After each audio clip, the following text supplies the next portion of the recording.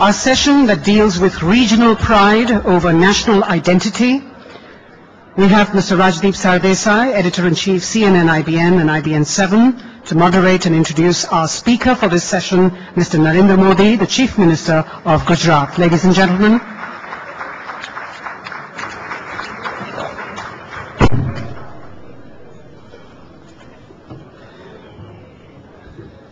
Thank you. I think it's purely coincidental that Mr. Modi and I have worn saffron today.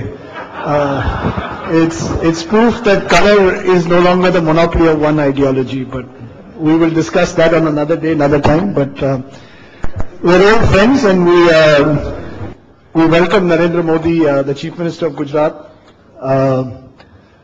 after Dr. Singh and Sonia Gandhi. It's the turn of Mr. Modi. Mr. Modi was asking me since he was in the flight as to what had Sonia and Manmohan spoken about, or Manmohan Singh ji had spoken about. And I said that they had spoken about the nuclear deal.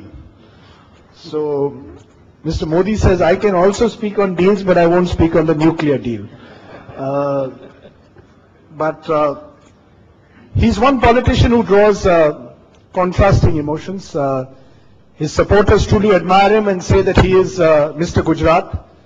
And his detractors feel that, in a sense, he is symbolic of a divisive politics. Either way, like him, dislike him, you can't ignore Narendra Modi. And I think his presence at this platform, in a sense, signifies that. The way we thought we'd do this is Mr. Modi will speak on the topic that we've kept in the brochure, which is looking at regional identity versus regional pride versus national identity. Mr. Modi belongs to the new brand of chief ministers who have virtually become brands themselves. Some of them become larger than the parties that they represent also. And their strength comes from the fact that they control important states of the country. He, in a sense, is therefore typical of a new breed of chief ministers who, and many believe that the power now comes from state capitals, and the future of India could well be decided in states and not at the center. So I'm going to open the floor to Mr. Modi to speak for about 10-15 minutes. He says his voice is not at its best. That happens when elections are around the corner. We'll give him 10-15 minutes, Mr. Modi, and then open up for questions. Mr. Narendra Modi, Chief Minister of Gujarat.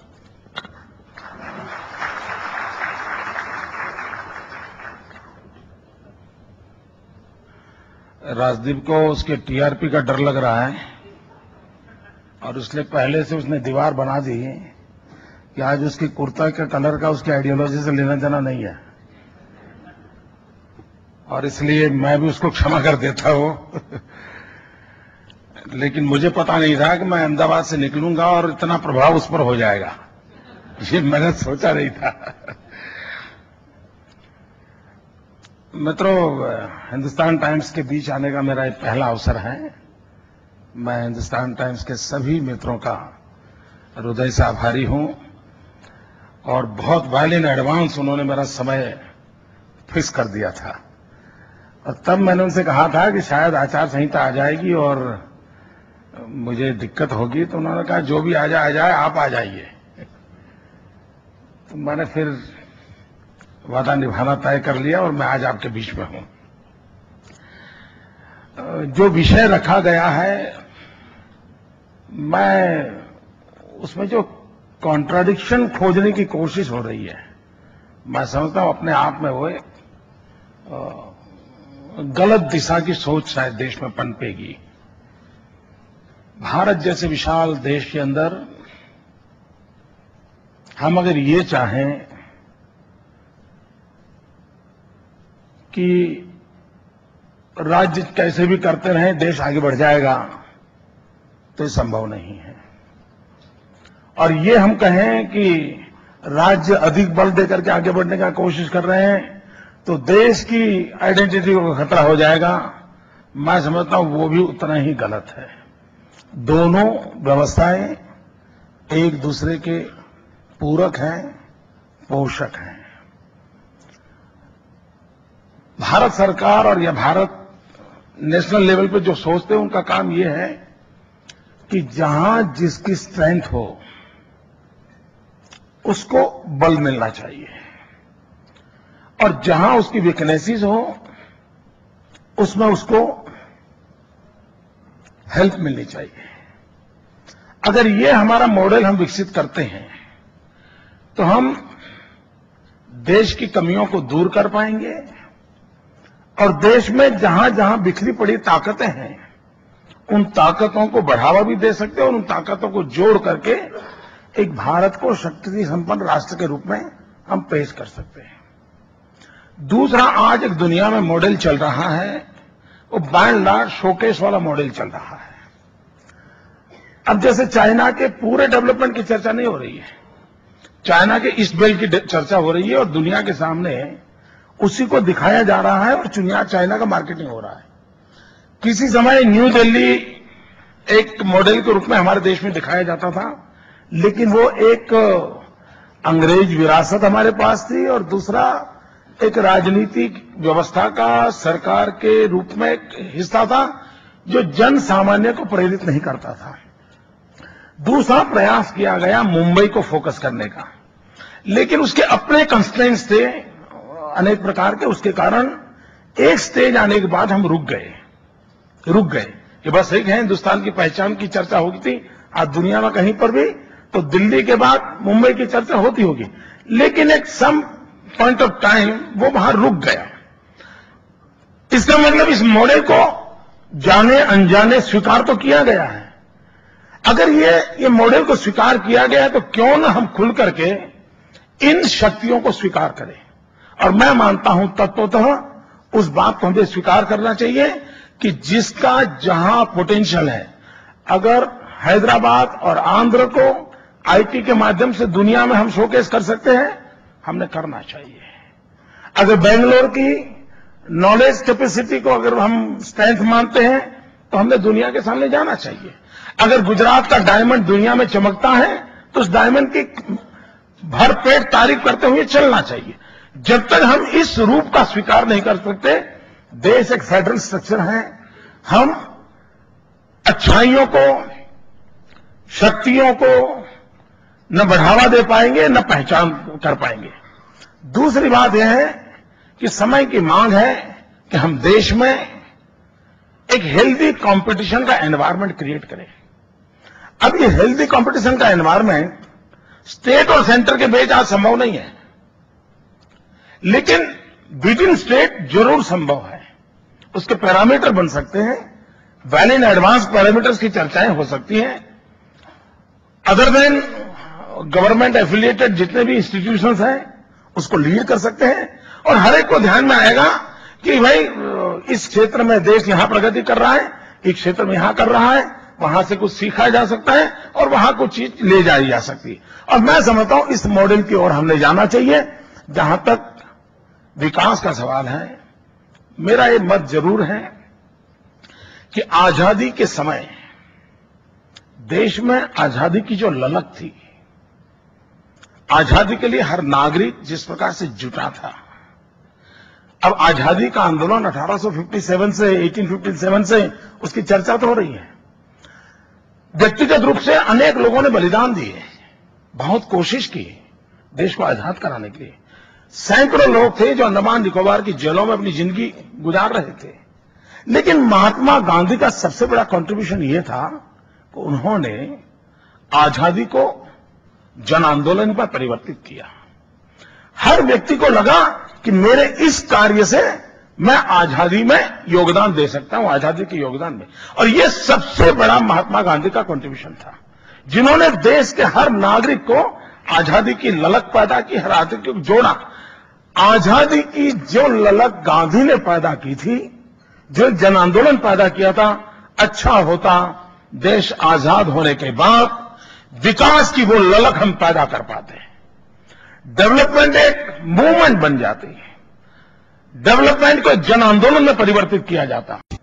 मैं वो व्यक्ति हूं जो गुजरात के गौरव की दिल ठोक करके बात करता हूं और मैं मानता हूं, मेरी सरकार ने जब कार्य प्रारंभ किया तो मैंने पहले ही दिन मेरा एक मंत्र कहा था, उस मंत्र को आज भी लेके मैं चलता हूं, भारत के विकास के लिए गुजरात का विकास। अल्टीमेट मेरी इच्छा यह है कि मेरा देश महान बने, लेकिन उसके लिए मेरा दायित्व है गुजरात। मुझे गुजरात में कुछ करके दिखाना चाहिए, मुझे देश को आगे ले जाने के लिए कंट्रीब्यूट करना चाहिए। मेरी देश के साथ कंपटीशन नहीं हो सकती है, लेकिन अगर मुझे ये भाव पैदा करना है कि मेरे देश के विकास के लिए मेरा राज्य कंट्रीब्यूट करे, ये भाव पैदा करना है, तो उस राज्य के विकास का एक माहौल खड़ा करना पड़ता है। मुझे गांधी सरदार की याद दिलानी पड़ती है। हमारे एंटरप्रेन्योर कैपेसिटी है, उसकी मेरे राज्य के लोगों को याद दिलानी पड़ती है। मुझे उनको कहना पड़ता है कि देखिए भाई, तुम्हारे अंदर ये दम है, तुम इस काम को कर सकते हो, चलो मेहनत करो। मित्रों, मैं अगर ये न करता तो क्या होता। मैं आपको उदाहरण देता हूं। गुजरात एक ऐसा प्रदेश है जहां 10 साल में 7 साल अकाल रहता था, आज भी रहता है। पिछले 5 साल का इतिहास छोड़ दें, 10 साल में 7 साल वाटर स्कैर्सिटी, और उसके कारण मेरे यहां रेगिस्तान बढ़ रहा था। मेरे यहां पूरा सौराष्ट्र एक प्रकार से एक्सोडस चल रहा था। कच्छ और सौराष्ट्र से लोग अपना गांव घर छोड़ करके सूरत और मुंबई के अंदर झुग्गी झोपड़ी में जिंदगी बसर करने के लिए मजबूर हो जाते थे। अब हमने एक मोमेंटम खड़ा किया, जल संचय के लिए एक अभियान चलाया, लोग भागीदारी को बल दिया और एक प्रेरणा जगाई। और आज परिणाम यह हुआ कि वाटर कंजर्वेशन के विषय में आज गुजरात देश के लिए एक मॉडल बना हुआ है। जो 10 साल में 7 साल वाटर स्कैर्सिटी का स्टेट था, चेक डैम, बोरीबंद, रिवर ग्रिड, रिचार्जिंग वेल्स, इतने सारे अभियान चलाए। आज एक एक बिंदु को बारिश के पानी को रोकने का प्रयास किया, और आज उसका परिणाम यह हुआ कि मेरे गुजरात के अंदर अच्छे से अच्छी बारिश जब होती थी, 16 नहीं वर्ष होता था, तब भी मेरी एग्रीकल्चर इनकम मैक्सिमम 9,000 करोड़ हुआ करती थी। दिस ईयर मेरी एग्रीकल्चर इनकम 34,000 करोड़ है विद इन 4 years। मित्रों, अगर वाटर अब ये मैं जन आंदोलन, जनता के दिमाग में ये भाव बढ़ता नहीं, तो मैं नहीं मानता कि सरकार ये कर सकती थी। ये आप उनके अंदर एक प्राइड पैदा करना पड़ता है, एक गौरव की अनुभूति करानी है, और जब वो रिकॉग्नाइज होता है तो उसको आनंद होता है। मित्रों, मेरे यहां वैसे गुजरात एक बहुत बड़ा प्रगतिशील राज्य के रूप में आप लोगों के पास पहचान है। मित्रों, जिस दिन मैंने शपथ लिया और उसके बाद मेरी जो सेक्रेटरी लेवल की पहली मीटिंग थी, उस मीटिंग में मेरे एजुकेशन सेक्रेटरी ने जो रिपोर्टिंग किया, उसने कहा, साहब, गर्ल चाइल्ड एजुकेशन में गुजरात देश में 20 नंबर पे खड़ा है। And I was shock. मित्रों, उस रात में सो नहीं पाया था। क्या मेरे राज्य में यह स्थिति हो सकती है? मैंने एक जन आंदोलन खड़ा किया। हर बार 13, 14, 15 जून, जबकि मेरे राज्य में 45 डिग्री टेम्परेचर होता है, जून महीने में आमतौर मेरे यहां अफसरों को शिमला, कुल्लू, मनाली, स्विट्जरलैंड जाने की आदत बनी हुई थी। राजनेताओं को भी वहां जाने की आदत बनी थी। मैंने तय किया, मैं 13, 14, 15 जून 3 दिन राज्य में जहां कम से कम एजुकेशन है, उस गांव में जाके मैं रहूंगा। 45 डिग्री टेम्परेचर होगा तब भी रहूंगा। और स्थिति ये बनी मित्रों कि मेरी पूरी सरकार गांव जाने लगी, आईएएस अफसर जाने लगे, आईपीएस अफसर जाने लगे। 3 दिन करीब 750 की मेरी टॉप टीम गांव में रहने लगी। और आज मेरे यहां 100% एनरोलमेंट में हम सक्सेस हुए। मेरा ड्रॉप आउट 49% था, it has come down to 3%। इसलिए इज अ मिरेकल मित्रों। अगर ये प्राइड पैदा नहीं करते तो डेवलपमेंट होता नहीं। प्राइड पैदा नहीं करता तो मित्रों डेवलपमेंट होता नहीं। और डेवलपमेंट तब तक नहीं होता है जब तक जन भागीदारी नहीं बनती। जन भागीदारी तब तक नहीं बनती है जब तक उसका इमोशनल अटैचमेंट ना हो। सिर्फ मियर फाइनेंशियल गेन के लिए जन भागीदारी बनती नहीं है, उसका एक इमोशनल अटैचमेंट होना चाहिए। और इमोशनल अटैचमेंट के लिए उसको दिखना चाहिए कि हां ये बदल आया। मैं इन जनरल तो देशभक्ति की चर्चा करूं, भारत माता बोलूं, लेकिन मैं हर ट्रेन के डिब्बे में पान खाकर के थूकता रहता हूं। लेकिन मैं भारत माता के स्वरूप को समझूं तो फिर मैं उसमें बदलाव लाऊंगा। ये जब तक हम इमोशनल लेवल पर चीजों को नहीं ले जा सकते, हम परिस्थिति को पकड़ते नहीं। मित्रों, मुझे याद है मैं जब गुजरात गया 2001 के अक्टूबर महीने में, मुझे मुख्यमंत्री के रूप में दायित्व आ गया। मैं यहां दिल्ली में रहता था, अचानक गया था, वहां की समस्याओं से भी बहुत दूर था, वहां की ओवरऑल चीजों से परिचित नहीं था। लेकिन जब मैं वहां गया तो मुझे जो मित्र लोग मिलने आए, पत्रकार मित्र मिलने आए, तो उन्होंने कहा मोदी जी एक काम कीजिए, कम से कम शाम को खाना खाते समय बिजली मिले, इतना तो करिए आप। डिनर के समय इलेक्ट्रिसिटी अवेलेबल, इतना तो कीजिए। ये मुझे लोग मांग कर रहे थे। मित्रों, आज हमने एक अभियान चलाया, ज्योतिग्राम योजना, और पीपल्स पार्टिसिपेशन से चलाया। 1000 दिन का मेरा ये अभियान चला, 1000 डे, और मैंने तय किया कि मैं हर गांव को 24 घंटे बिजली दूंगा, और उसके लिए जो भी टेक्निकल सॉल्यूशन लाने हैं उसको खोजे। मित्रों, 1000 दिन में, और ये आप सबके लिए सरप्राइज होगा, वही सरकार, वही मुलाजिम, वही फाइलें, वही तौर तरीके, वही आदतें, and no one was recruited in my time. ये सब पुराने जमाने के रिक्रूटेड लोग थे, लेकिन उन्हीं लोगों के अंदर प्रेरणा जगाई, राज्य मेरा ऐसा नहीं हो सकता, ऐसा होना चाहिए। एक प्राइड भर दिया। 1000 डे में 23 लाख नए बिजली के पोल डाले गए, 56,000 नए ट्रांसफार्मर डाले गए, 75,000 किलोमीटर नया बिजली का केबल डाला गया with in 1000 day. Can you imagine कितना वर्कलोड उन लोगों ने झेला होगा 1000 दिन तक। और परिणाम यह हुआ कि भारत के राष्ट्रपति मेरे यहां आए थे, और गुजरात के अंदर 24 घंटे 3 phase uninterrupted power is available to each and every nook and corner. यानी ये बदलाव आ सकता है। और जब ये बिजली सिर्फ नहीं आई मित्र, उसके कारण क्वालिटी ऑफ लाइफ में चेंज आया। डॉक्टर जो गांव छोड़कर के शहर चला जाता था, गांव में रुकने लग गया। मेरे यहां गांव के अंदर लॉन्ग डिस्टेंस एजुकेशन की संभावना खड़ी हो गई। बच्चा कंप्यूटर गांव में सीखना चाहता था, अवेलेबल। यानी पूरा बदलाव जीवन में आया। और सबसे बड़ा जो चेंज आया है, दुनिया गुजरात हिंदुस्तान को एक बाजार के रूप में देखती है। ज्योतिग्राम के कारण मैंने गुजरात को एक मैन्युफैक्चरिंग सेंटर के रूप में, गांव को भी उत्पादन का केंद्र बनाने की दिशा में बदलाव कर दिया। और उसका नतीजा ये होगा, गांव की इकोनॉमी में बहुत बड़ा बदलाव आएगा। और जब गांव की इकोनॉमी बदलती है तो शहर में अपना आप उसका इंपैक्ट क्रिएट होता है, मार्केट क्रिएट हो जाता है। ये इकोनॉमिक्स से सीधे साधे नियम है। मित्रों, एक चीज करने से क्या, मित्रों, हिंदुस्तान के हर व्यक्ति, यहां बैठा हुआ हर व्यक्ति, उसने एक बात सुनी होगी, हर किसी ने, और आप बोले भी होंगे। गलीपति से लेकर के राष्ट्रपति तक कोई इसमें बाकी नहीं है। सबने कहा है justice delay is justice denied. सबने कहा, किसी ने रास्ता खोजा। मिस्टर, रास्ता कानूनों से नहीं खोजा जाता, आपको उसको इमोशनली मोटिवेट करना पड़ता है। मैंने गुजरात के अंदर एक बेड़ा उठाया, मैंने जुडिशरी लोगों को मिला, और 3 चीजों को मैंने उनके सामने रखा। एक, मैंने कहा मुझे इवनिंग कोर्ट चालू करनी चाहिए, आप मुझे मदद कीजिए। वही इंफ्रास्ट्रक्चर, ये गरीब देश है, नया इंफ्रास्ट्रक्चर कहां से लाएगा? उसी इंफ्रास्ट्रक्चर में इवनिंग कोर्ट चालू करेंगे। मित्रों, we are first in the country जिसने इवनिंग कोर्ट चालू की। हमारे चीफ जस्टिस ऑफ इंडिया आए थे, और 14 नवंबर पंडित नेहरू के जन्मदिन पर, आज से 11 महीने पहले, उस कोर्ट को मैंने प्रारंभ किया। आज 80 इवनिंग कोर्ट चल रही हैं, और करीब 1.5 लाख लोगों को न्याय मिल चुका। 1.5 लाख लोगों को मित्रों। और मैंने ये काम यह किया कि जो गरीब आदमी है, जो दिन में रोजी रोटी कमाता है, जिसको कोर्ट जाना, इन्हें रोजी पूरे दिन की खो देना, ऐसे जो गरीब लोग थे, उनके केसेस में शाम को ट्रांसफर कर दिया, इवनिंग में ट्रांसफर कर दिए। गरीब आदमी ऑटो रिक्शा चलाता है, टैक्सी ड्राइवर है, बेचारा चने ममरे बेचता है, उसकी छोटी छोटी कठिनाइयां हैं, उसको बचा लिया। मित्रों, दूसरा मैंने रिक्वेस्ट किया कोर्ट को, क्या हम कोर्ट का टाइम आधा घंटा बढ़ा सकते हैं? और मैं खुशी से कहना चाहता हूं, मेरे राज्य के जुडिशरी से जुड़े हुए लोगों ने आधा घंटा कोर्ट का टाइम बढ़ा दिया। और तीसरी बात मित्रों, मैंने उनसे प्रार्थना की थी, क्या हम कोर्टों में वैकेशन कम कर सकते हैं? और मुझे आनंद है, मेरे कोर्ट के सभी जजेस ने 7 डेज जुडिस अपना कोर्ट का वैकेशन कम किया, और उसका नतीजा ये हुआ कि मेरे यहां पेंडेंसी बहुत तेजी से कम हो रही है।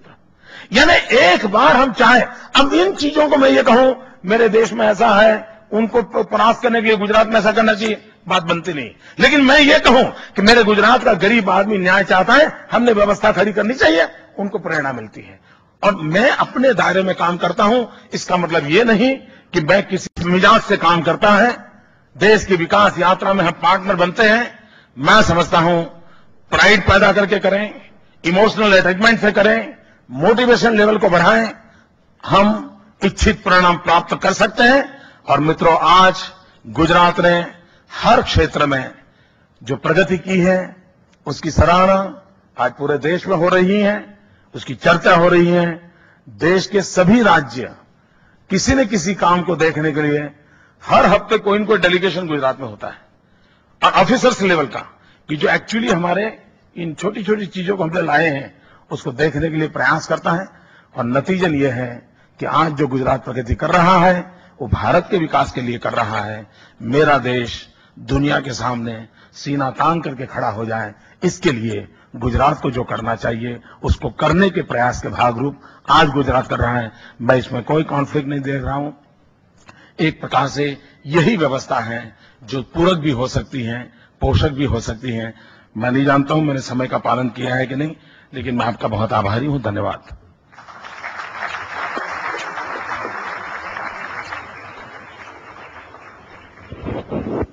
Okay. Should we make this a journalistic conversation, ideological conversation, or political conversation? But I think Mr. Narendra Modi has set the ground rules, really spoken on the topic itself, which is regional identity and national pride in a sense, and suggested that they aren't necessarily in conflict. Before we open it up, Modi ji, I just want to ask you one small thing. Had you come to the first Hindustan Times Summit in 2002, or had you come? अगर आप आते उसमें 2003 में, तो मैं इतना ही आपसे पूछना चाहता हूं, और इसके बाद मैं ये सवाल नहीं पूछूंगा कि would you have made a similar speech? तब आप क्या गोधरा, आतंकवाद, मियां मुशर्रफ के बारे में बात करते? आज आपने बात की है गांधी, विकास यात्रा, गुजरात के डेवलपमेंट में, पानी के बारे में बात की है। क्या नरेंद्र मोदी बदल गए हैं? क्या गुजरात में स्थिति बदल गई है? क्या दुनिया बदल गई है? कपड़ों से तो लगता है राज्य बदल गया है।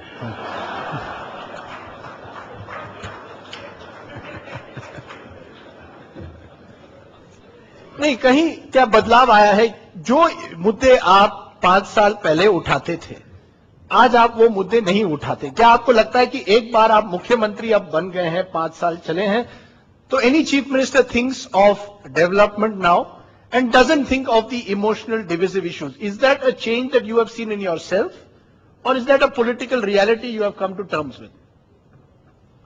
हो सकता है कि जिन लोगों ने इस प्रकार की आलोचनाएं की हैं उनमें अभी वो हिम्मत नहीं आई होगी मेरे सत्य स्वरूप को स्वीकारने की। हो सकता है they will have to wait for 5 years, और मैं इंतजार करूंगा। There are a lot of English speaking people in the audience who perhaps don't understand what you've said, so I'm going to try and translate from time to time, but I want to persist for just this moment that there is a media perception, particularly English language media, which you often attack and target, who called you for years the hero of hatred, Hindutva hero. Today you're seeing, even in the Hindustan Times, I think, I don't know if Veer will permit me to use it, but he even suggested in paper that he almost called you a mass murderer. You did, okay. Now, how do you respond to those people today? How do you respond to those who for years called you hero of hatred, mass murderer?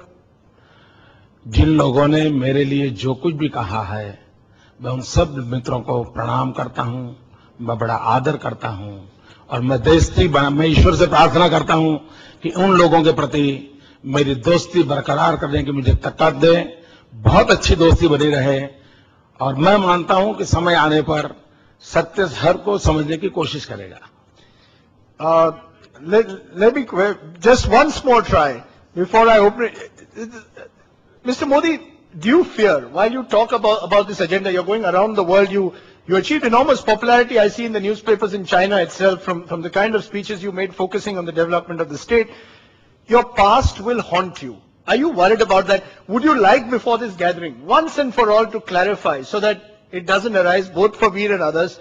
Do you regret what happened in 2002? Do you believe that the time has come to move on beyond it? मेरी गुजरात की जनता को मैंने न्याय करने का उनको सुपुर्द किया है, और उससे बड़ा कोई नहीं है। उसने एक बार न्याय किया, दोबारा भी करें। आप आकर के आइए, एजेंडा सेट कीजिए कि पूरे ऑडियंस को मैं गुजरात में निमंत्रण देता हूं।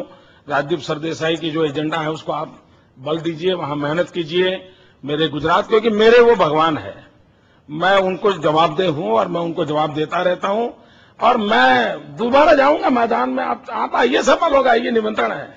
So do you believe Modi ji, as a politician, as chief minister, ultimately your vision of Gujarat will be defined by the people of the state? If you keep winning elections, then you believe you are doing the right thing. Is it about morality or is it about winning elections?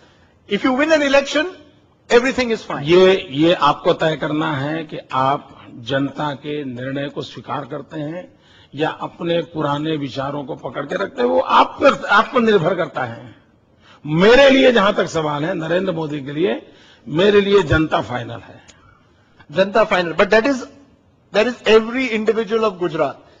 Let us say even 10% of Gujarat has a problem with the persona of Narendra Modi. Do you think it's the responsibility not just of you, of any chief minister, to reach out to that 10% also and say, look, my agenda is about development, my agenda is about water scarcity, my agenda is not about communal politics, I am sorry about 2002. जिस प्रकार से Hindustan times ने जो विषय तय किया है और जिसके लिए मुझे बुलाया गया है, उससे बाहर जाकर के कोई एक व्यक्ति जिसको एंकर बनने का अवसर मिल गया है, वो अपना एजेंडा थोपने की कोशिश करे।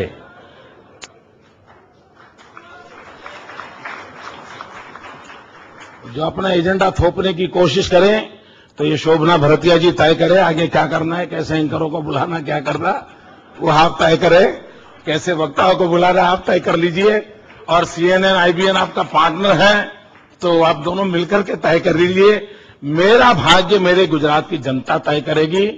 और दूसरी बात है, मैं जब कहता हूं कि मैं 18,000 गांव में 24 घंटे 3 फेज अनइंटरप्टेड पावर पहुंचाया, अब आपको उसमें 90%, 10% खोजने का वो कौन सी विकृतियां आपके भीतर घुस गई है कि जो पूर्ण नहीं देख सकती हैं, वो कौन सी नेगेटिव चीजों ने आपके अंदर घर कर गया है जो देश को तबाही की ओर ले जा रहा है। अगर मैं साबरमती के अंदर नर्मदा का पानी पहुंचाता हूं और साबरमती में नर्मदा का पानी पहुंचाने के कारण मेरे अहमदाबाद शहर के फ्लोराइड कंटेंट कम होता है और एक अच्छा पानी मेरे अहमदाबाद के नागरिकों को मिलता है, तो ये क्या जरूरत है कि कितने परसेंटेज को क्या मिलता है और कितने परसेंटेज को क्या पूरे शहर को मिलता है। ये अगर मैं भाषा बोलता हूं तो आपको परेशानी क्यों हो रही है, ये निर्णय आपको करना होगा। आपने अपने आप में वो दम होना चाहिए उन विकृतियों से बाहर आने का। और मैं मानता हूं आप देश को इन विकृतियों के अंदर कितने साल तक जकड़ के रख पाओगे, नहीं जकड़ के रख पा सकते हो। So Narendra ji, Modi ji, are you saying India has moved now beyond the politics of negativism? I think you've raised an important point. You're suggesting that there is no space for negativism, whether in the media or outside. Do you believe now that the time has come to look beyond negativism? मैं देश को सलाह देने की क्षमता नहीं रखता हूं। मैं बहुत छोटा कार्य करता हूं। मैं जहां हूं, मैं जो कर रहा हूं, मैं रिपोर्ट कर सकता हूं कि मैं ये कर रहा हूं। मैं देश को सलाह नहीं दे सकता। Okay, let's open that to the audience. I think Mr. Modi has raised several valid points. I think it's important to recognize that on several criteria today, Gujarat is, particularly on various development indices, way ahead of other states. So what is it about the Narendra Modi mantra for politics that is working perhaps in Gujarat? Certainly opinion polls, he mentioned CNN, IBN, our poll showed that if elections were held today, he'd be doing very well. What is it about people that he's able to reach out to, even though he may have his critics? So let's try and understand the Narendra Modi persona. Yes, Ashwini. देखिए, in democracy, criticism is welcome, but there is no. I am against the allegations. Criticism is welcome, और criticism नहीं है तो democracy चल ही नहीं सकती भैया। और कोई दावा नहीं कर सकता कि मैं पूर्ण हूं, कोई दावा नहीं कर सकता। Criticism is always welcome, और डेमोक्रेसी में criticism must be there. लेकिन allegations I don't understand. Have you learned, sir, from that criticism? Do you believe you've changed? मैं राजदीप खुद देखिए, और अगर कोई बात ध्यान में आती है तो पंजाब केसरी 10 हफ्ते तक सच्चाई को करता रहे। अब आइए मैं आपका अखबार बांटूंगा। यस सोहेल। आपने ये कहा कि डेवलपमेंट के बारे में जो सही कहा, द टॉपिक, और मैं तो मेरी इतनी खासियत भी नहीं है कि मैं एंकर बन पाऊं कभी भी। टॉपिक इस समिट का है imagine the India that can be, और आपके पूरे स्पीच में आपने कभी भी रिलीजन का नाम नहीं लिया या हिंदुत्व का नाम नहीं लिया। तो क्या हम अब ये कह सकते हैं कि आगे जाके ना भाजपा, ना कांग्रेस, ना कोई भी पार्टी हो, उन्हें सिर्फ डेवलपमेंट पे फोकस करना होगा क्योंकि और कुछ नहीं रेलेवेंट है? क्योंकि जो अभी भी ताकतें हैं जो कह रही हैं कि भाई रिलीजन, धर्म, हिंदुत्व, वो सब क्या आप समझते हैं कि आगे जाके इस भारत में इररेलेवेंट होगा और इररेलेवेंट हो गया है? अगर गांधी राम राज्य की बात करते थे, और मुझे आज भी लगता है कि गांधी आज भी रिलेवेंट है, और मुझे वो दोनों बातें रिलेवेंट लगती हैं।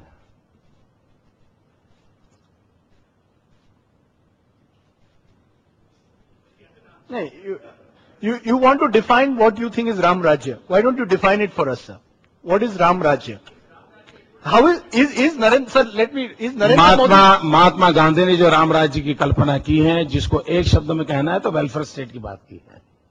और मैं मानता हूं राम राज्य का शब्द का प्रयोग, वो शब्द उनके मन में से उठना, वो बहुत ही स्ट्रांग मैसेज देता है। और मुझे लगता है कि जब से हम वहां से हट रहे हैं तभी से बुराइयां आई है। राजीव शुक्ला। राजीव ने बॉलिंग करता है, न बैटिंग करता है, न एम्पायरिंग करता है, फिर भी क्रिकेट में है।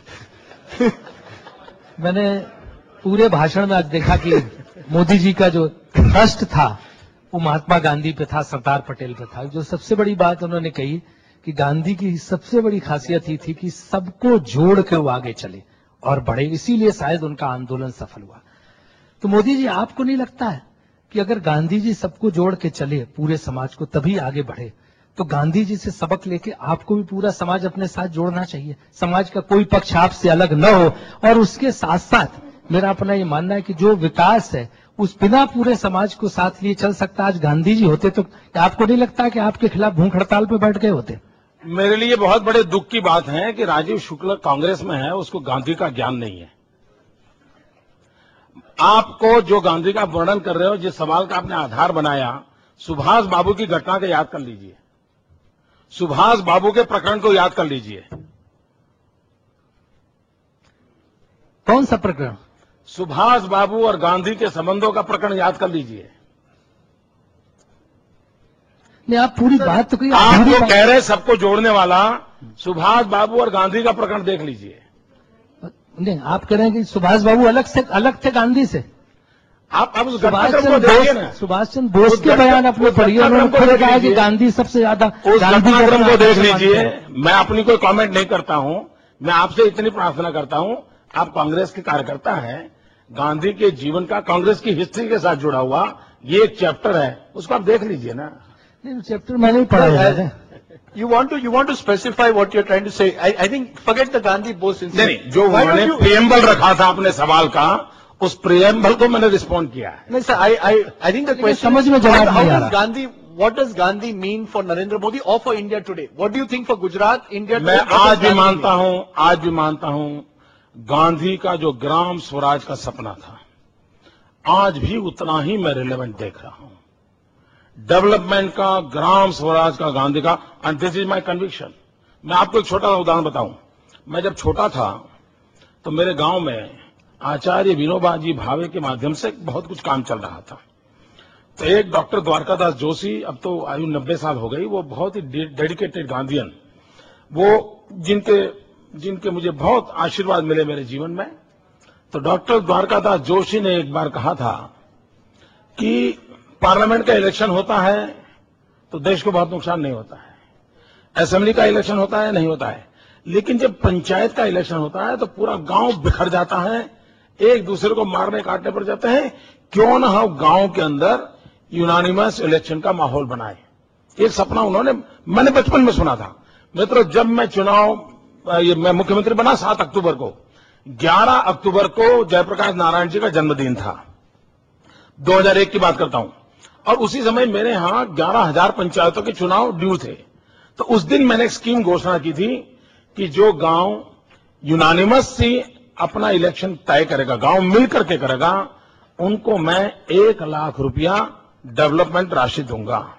And I am happy to announce, आज मेरे राज्य में 45% एरिया ऐसे हैं कि जहां पर यूनानिमस इलेक्शन हुए और उसके कारण जो बॉडी बनी है वो बहुमत को नहीं पूरे गांव को वफादार रहती है, और उसका परिणाम ये हुआ है कि आज गांव के डेवलपमेंट में एक यूनानिमस एनवायरमेंट क्रिएट हुआ है। अब ये मूलतः गांधी का विचार है, मूलतः गांधी का विचार है। Okay, yes Madhu Triyan, yes. Thank you. I am Sunil Gupta. मैं क्वेश्चन सोनिया गांधी से पूछना चाहता था, लेकिन वीर सांघवी ने कहा फेमस नहीं है तो आप नहीं पूछ सकते, खाली फेमस लोग क्वेश्चन पूछ सकते हैं। I really felt very bad. अब ये सवाल सबके लिए है कि मैडम ने भी कहा कि जो प्रेसिडेंट लिया है वो हमें बड़ी खुशी है, वुमेन प्रेसिडेंट आया है, but why do we still now base our politics on religion, caste and gender? Why not on ability? Why do we base politics even today on caste, gender, religion, not on ability? Yeah. Why is she so happy with a woman president? Why not with the ability? मैं क्या जवाब दूंगा? मैं in general, मतलब in general, देखिए, मैं एक ऐसे परिवार में पैदा हूं जिसकी कोई कास्ट नहीं है। मैं ऐसा परिवार में पैदा हुआ हूं कि जहां मेरे फैमिली में कोई पॉलिटिक्स में नहीं है। मैं ही एक एक्सेप्शनल केस हूं, बहुत बड़ा कि जिसकी न कोई जाति है, न बिरादरी है, कुछ नहीं है साहब। एक गांव के अंदर बहुत ही मामूली परिवार में पैदा हुआ हूं, और मेरे घर में कोई ग्रेजुएट नहीं है। ऐसे परिवार से आया हूं भाई। Sir, maybe you can take that point. You know, imagine the India that can be. Do you believe this is one of the major conflicts of India? Between those who have come from rural India, perhaps had not had the same access to education, and another India, which has ruled India for much of the last 60 years.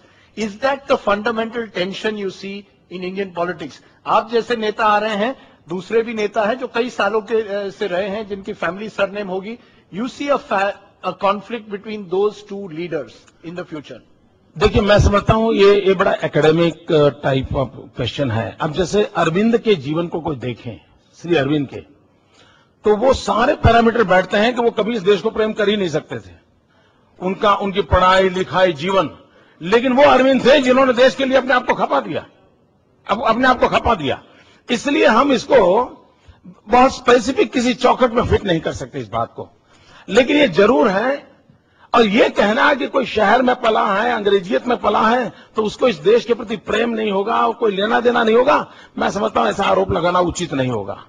और इसलिए ऐसी विवादास्पद चीजों को पनपाना नहीं, ये अगर हम संयम बरतें तो हम कुल मिलाकर के देश को साथ ले सकते हैं। I only ask this because you often attack the English-speaking media, and you often seem to suggest that we are... पहली बात ये है, ये राजदीप ने दोबारा कहा तो मैं कहता हूं, मैंने आपके खिलाफ कुछ कहा हो, यानी इस मीडिया के संबंध में, आप कोई कोर्ट मेरा ले आइए, मैं जरूर इस बात को पब्लिकली आप जो कहें वो मैं कहूंगा। मैं उसके कंटेंट के संबंध में जरूर कहा होगा, कंटेंट के संबंध में मैंने कहा होगा, और वो अगर मेरा राइट नहीं है तो फिर तो डेमोक्रेसी की बात करने का आपका अधिकार कैसे बनेगा? Just time for two last questions. Madhu Triyan, one and one more. Yes. And we'll get some this side. Yeah. Yes. इन सारे सवालों में एक बैकग्राउंड म्यूजिक जैसे चल रहा है, all sort of circling around 2002. आप भारत को जब का भविष्य देखते हैं, do you imagine an India that is purely Hindu? Is there a place for Muslims in India in the future? ये सवाल उन लोगों की समस्या है कि जो हिंदू और हिंदुत्व को जानते नहीं है। अब देखिए, हिंदुत्व की फिलॉसफी क्या है? वो कहता है एकम सत्य विप्राह बहुधा वदंती। सत्य एक है, उसको जानने जताने के रास्ते अलग अलग हो सकते हैं। दुनिया में अकेला हिंदू ऐसा कहता है कि गॉड इज वन। कभी हिंदू ये नहीं कहता। बुक है, इजराइल का ऑफिशियल बुक है, उसने ये कहा है कि कोई ये न समझे कि हमें सिर्फ जर्मनी में हम पर अत्याचार हुए थे। 2500 साल में हम दुनिया में जहां जहां गए, हर जाति ने हर कहीं किसी मौके पर हम पर जुल्म किया था, कम अधिक मात्रा में। लेकिन अगर कोई दुनिया में अपवाद था, अकेला हिंदुस्तान था जहां पर हमें 2500 साल के इतिहास में कोई कष्ट नहीं हुआ। हिंदुस्तान ऐसा है, जब पारसी हिंदुस्तान में आए तब गुजरात के किनारे पर राजाओं बसते थे। वो जब आए और उन्होंने एक रिक्वेस्ट किया कि हम आए हैं लेकिन हमारा रिलीजियस बिलीफ ये है कि जब जो हम अग्नि लाए हैं उस अग्नि को जब हम रखेंगे तो उसकी 50 किलोमीटर की रेंज में नॉन ईरानी कोई आना नहीं चाहिए। यानी राजा हिंदू, व्यवस्था हिंदू, और उन्होंने मांग एंटी हिंदू की। और यह देश ऐसा है कि यहां के हिंदू ने कहा था कि आप चिंता मत कीजिए, मैं व्यवस्था करता हूं कि वहां कोई प्रवेश नहीं करेगा और आपकी मान्यताओं का आदर करेगा। और मैं आपको बताता हूं विश्वास के साथ, आज जो दुनिया टेररिज्म के कारण संकट में आई है उसका, और उसमें जो इमोशनल ब्लैकमेलिंग हो रहा है, मैं नहीं कहता उसमें इमोशनल सपोर्ट है कि नहीं, लेकिन जो इमोशनल ब्लैकमेलिंग हो रहा है और उसमें रिलीजन का काफी उपयोग हो रहा है, और उसका मूल कारण है होलियर देन दाउ, तेरे संप्रदाय से मेरा संप्रदाय ऊंचा है। ये जब भाव जगता है तब कॉन्फ्लिक्ट पैदा होता है और वो कॉन्फ्लिक्ट आतंकवाद तक की सीमाओं चला जाता है। अगर कोई कहता है, हिंदू ही है जो सर्वसमावेशक है, जो कहता है आप जिस भगवान को मानते हो विश्वास से मानिए आपको परमात्मा प्राप्त होगा, आप जिस किताब को मानते हो विश्वास से मानिए आपको प्राप्त होगा, ये मूलतः हिंदू फिलॉसफी है। अगर इसको अगर नहीं समझते हैं और उसके कारण उसको ही क्वेश्चन कर देते हैं तो मैं समझता हूं समस्या पैदा होती है। Okay, Louis Khurshid, one final question there. Modi ji, आप बड़ी खूबसूरती से राजदीप सरदेसाई के चुंगल से तो निकल गया था उस वक्त। I want to take you back to what you had said. There are a lot of people who feel that what happened in 2002 in Gujarat was a national shame. You believe that it was not a problem because the people of Gujarat voted you back to power. मैं आपसे ये पूछना चाहते हैं कि 100% में से 100% में से कितने लोगों ने आपको आपके पार्टी को कितने प्रतिशत वोट हासिल आपने किया, ताकि ये समझ लो कि how many people were part of your Gujarati pride and how many people were not. No, what's your question, ma'am? My question is, what percentage of the people of Gujarat voted for your party when you returned? Out of 100%, how many percent did you win?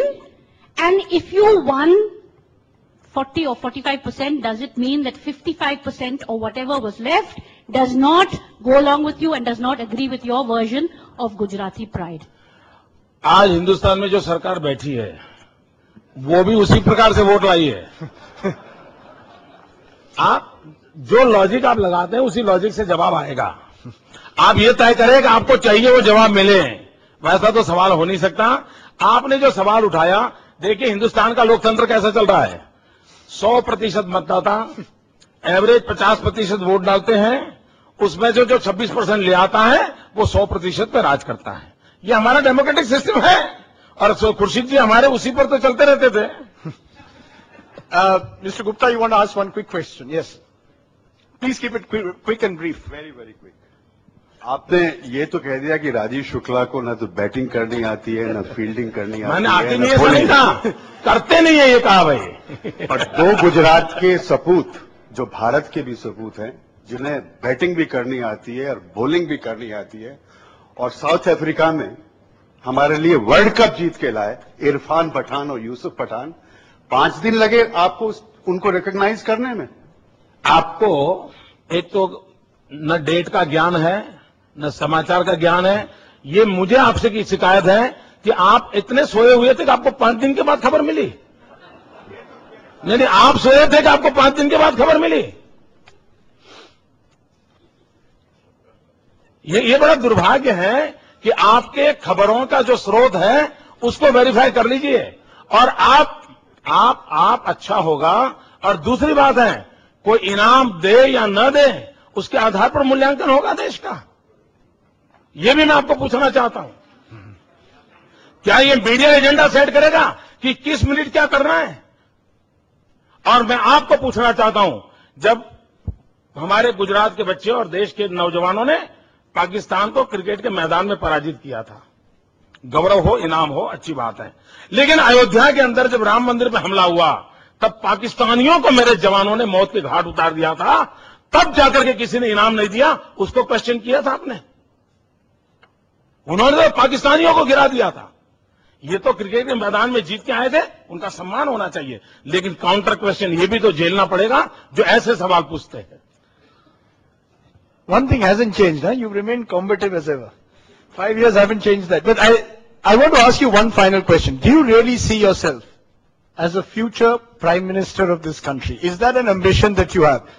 The discussion was about Chief Ministers, about Gujarat.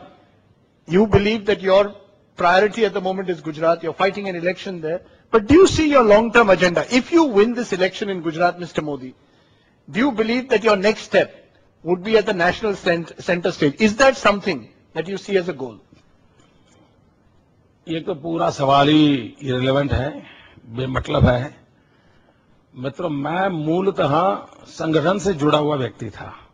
मैं ऐसा व्यक्ति हूं जिसने कभी college का भी चुनाव नहीं लड़ा था, और जब मैं गुजरात में गया तो मुझ पर जो एक आरोप था, जो मीडिया का भी था और मेरे ओपोनेंट्स का भी था, और वो ये था कि मोदी क्या करेगा, ये सरपंच नहीं बना, कभी नगर पालिका का अध्यक्ष नहीं बना है। और तब मैंने कहा था कि मेरे आरोप मुझ पे जो लगा है वो सही है, क्योंकि मेरा वो रुचि का क्षेत्र नहीं रहा।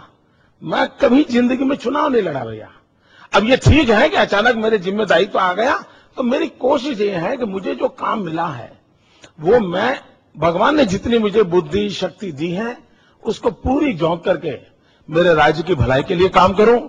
न मेरा कोई पॉलिटिकल एजेंडा होता है, न चुनाव मेरा एजेंडा होता है। मेरा अगर एक एजेंडा एक है तो मेरे गुजरात का भला हो, मेरा गुजरात देश के विकास के लिए काम आए, हर प्रकार के विकास मेरे गुजरात में हो। और दिन रात मेरे दिमाग में, मित्रों, ये शायद शब्दों में आपके गले नहीं उतरेगा, लेकिन आप जैसे किसी परमात्मा से जुड़ गए हो, किसी की भक्ति पूजा करते होंगे, अच्छे बुरे पल में आपको कृष्ण याद आते होते होंगे, राम याद आ जाते हो, कोई माता याद आती हो। मित्रों, मुझे दिन रात सिवाय गुजरात कुछ नहीं दिखता। मैं पागल हो चुका हूं गुजरात के गया, और मेरा वो पागलपन ही है, मेरा गुजरात की भलाई करेगा। और मैं चाहता हूं कि मुझे मेरा वो पागलपन बरकरार रखने में कुछ दोस्त मेरी मदद करे। इसमें गुजरात पूजा है या व्यक्ति पूजा है? आपके जो विरोधी हैं एक पॉइंट हमेशा कहते हैं मोदी जी कि नरेंद्र मोदी व्यक्ति पूजा की बात करते हैं। You want everyone to talk about, have you identified Modi with Gujarat? Anything that happens in Gujarat, if there's an oil discovery in Gujarat, it happens because of Narendra Modi. Is that part of the problem? That मुझे लगता है कि I'm asking you, मैं आपको specific प्रश्न आपका समझ गया, जवाब देता हूं। अगर हर चीज के लिए मुझे गालियां इतनी न पड़ती तो शायद ये परिस्थिति पैदा न होती, क्योंकि गालियां इतनी दे दी आपने, इसलिए अच्छाइयां भी वहां आइडेंटिफाई होती है। दोनों चीजें उचित नहीं है, ये मेरा मत है। दोनों चीजें उचित है। आप एक व्यक्ति को टारगेट करके उतनी गालियां भी मत दो, और एक व्यक्ति को टारगेट करके उतनी क्रेडिट भी मत दो। अब ये बैलेंस आपसे संभव नहीं है, क्योंकि आपको अपना ये चैनल चलाना है। नहीं सर, चैनल का नहीं sir, I am asking, your own party says this. This is the only criticism. The major criticism against your government at the moment is that it is about an individual. It's about building. Do you believe that you can build systems like this? Do you believe this is why there are members in your party? अगर मैं evening cord करता हूं, is it not a system? अगर मैं ज्योतिग्राम करता हूं, is it not a system? अगर मैं गर्ल चाइल्ड एजुकेशन के लिए 700 लोगों को लेकर गांव में जाता हूं, is it not a system? अगर आपको पूरा समझने का समय नहीं है, आपको एक चलती का नाम गाड़ी लिखने की आदत है, अब उसको जवाब देता मैं कहां टाइम बिगाड़ूंगा भैया? आप अपना काम कीजिए, हम हमारा काम करेंगे। Mr. Narendra Modi, I think we could go on like this for a long time, but I think we've decided that we've drawn a line here. There's a Lakshman Rekha. I think you've answered most of your questions. I think Mr. Modi still remains, in a sense, some say a victim of a stereotype. Others believe that he still has much to answer for. But whichever way it is, he still remains a politician to reckon with. Mr. Narendra Modi, thank you very much.